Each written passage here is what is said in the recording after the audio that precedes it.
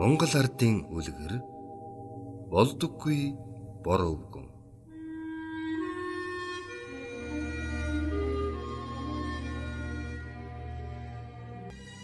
Болдоггүй бор өвгөн хув бор хоньноос минь хундан цагаан хураг гараасай хурмаст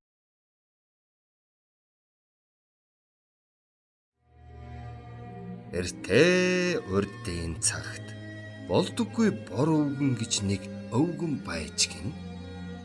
Тэр өвгөн долоон бор хоньтой нэстэг бормор нэстэггүй бормортой юмсан ч.